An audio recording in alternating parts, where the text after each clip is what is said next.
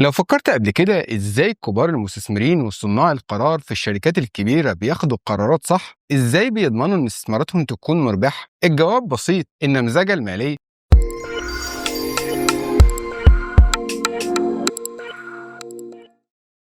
لو شغال في مجال الفاينانس او ناوي تبدأ فيه، لازم تعرف ازاي تبني فاينانشال موديلز علشان يساعدك تاخد قرارات مدروسة. في الكورس ده هنتعلم مع بعض ازاي تبني نماذج مالية قوية باستخدام اكسل. هنتعلم مع بعض كل الأساسيات عن النمذجة المالية. هنتعرف على كيفية بناء نماذج مالية متكاملة واللي هتساعدك في مجال الكوربريت فاينانس وفي الانفستمنت بانكينج والكوميرشال بانكينج وكمان في البورتفوليو مانجمنت. هشرح لك بطريقة بسيطة كيفية بناء فاينانشال ستيتمنتس موديلز، نماذج القوائم المالية، وكمان الانفستمنت بانكينج موديلز، نماذج البنوك الاستثمارية، والام ان اي موديلز، نماذج الاندماج والاستحواذ، وكمان نماذج الشراء بالرفعة المالية ال بي او موديلز. ده كله باستخدام اكسل. الهدف من الكورس ده هو انك تتعلم ازاي تبني نماذج ماليه تساعدك في تقييم المخاطر والتوقعات الماليه وتحديد القيم المستقبليه للشركات. يبقى في الكورس ده هتتعلم اساسيات النمذجه الماليه، يعني هتتعلم ازاي تبني نموذج مالي من الصفر، وهتعرف ازاي تستخدم البيانات الماليه الصح علشان تقدر تتوقع نتائج مظبوطه، وكمان ازاي تبني فاينانشال موديلز قويه. هنتكلم عن كل حاجه تخص بناء نماذج ماليه متكامله، سواء بقى كانت للشركات الكبيره او للمشاريع الصغيره، وده هيشمل الاساسيات زي تحديد الايرادات وتحديد المصروفات وتحليل الربحيه. كمان ازاي تراجع القوائم الماليه، هتتعلم ازاي تراجع وتفهم المركز المالي واللي بتوضح وضع الشركه المالي، وقائمه الدخل اللي بتوضح ايرادات ومصروفات الشركه، وكمان قائمه التدفقات النقديه او الكاش فلو واللي بتظهر حركه السيوله في الشركه، وكمان ازاي تطبق التحليل المالي على التدفقات النقديه وتحليل السيناريوهات. هنتعرف على ازاي تطبق التحليل مظبوط للتدفقات النقديه علشان تعرف قدره الشركه على الوفاء بالتزاماتها. كمان هنتعلم تحليل السيناريوهات علشان نقدر نتوقع ازاي التغيرات في السوق هتأثر على الشركة. كمان تحديد المكونات الأساسية في نماذج ال بي او، يعني هنتعلم ازاي نبني نماذج لشراء الشركات باستخدام الرافعة المالية، وده طبعا هيشمل فهم أساسيات هيكلة الديون وتقييم الربحية وتحديد العوائد المتوقعة. وكل ده هيخليكم قادرين على تحليل الوضع المالي لأي شركة وتقييم مدى جدوى قراراتها. وفي الآخر هنتعلم ازاي نحدث النماذج ديت علشان تكون أسهل في القراية، ونتجنب مشاكل زي الدوائر المرجعيه السيركلر ريفرنسز، ونضيف ادوات متقدمه زي تحليل السيناريوهات علشان تقدر تقيم الاستثمارات بشكل افضل وتكون على درايه باي مخاطر ماليه محتمله. وكل ده هنشتغل عليه من خلال برنامج اكسل اللي هو الاداه الاساسيه في عالم الفاينانس. انا زيك كنت محتار في البدايه ازاي اقدر اتعامل مع النماذج الماليه، كنت شايف ان الموضوع معقد جدا لحد ما اكتشفت ان النماذج الماليه ادوات قويه جدا بتساعدني على اتخاذ قرارات ماليه مدروسه وسليمه. وكل ما كنت اتعلم اكتر واطبق اكسل على الفاينانشال موديلز، كل ما لقيت نفسي اكتر قدره على تحليل البيانات الماليه وتوقع اتجاهات السوق المستقبليه. طيب ايه اللي لازم تعرفه قبل ما تبدا معايا في الكورس ده؟ في الكورس ده هنستخدم اكسل علشان نحل التمارين بشكل عملي، فلو حابب تتابع معايا خطوه بخطوه هتلاقي ملفات تمارين جاهزه ليك، وبتبدا من البيجن وده اللي هتبدا بيه، والاند اللي هيوضح لك فين وصلنا بعد تطبيق التمرين. التمارين ديت هتساعدك تطبق المهارات اللي هتتعلمها وتكتسب خبره حقيقيه. فلو كنت عايز تبني فاينانشال موديلز قويه تقدر تعتمد عليها في حياتك المهنيه حرفيا، لازم تبدا من الكورس ده. هتتعلم فيه كل حاجه عن النمذجه الماليه وتكتسب مهارات قويه باستخدام اكسل، فما تضيعش الفرصه وخلينا نبدا سوا. انا بفترض انك عارف اساسيات المحاسبه والتمويل، وكمان لازم تكون بتعرف تستخدم اكسل على مستوى بسيط، يعني استخدام معادلات،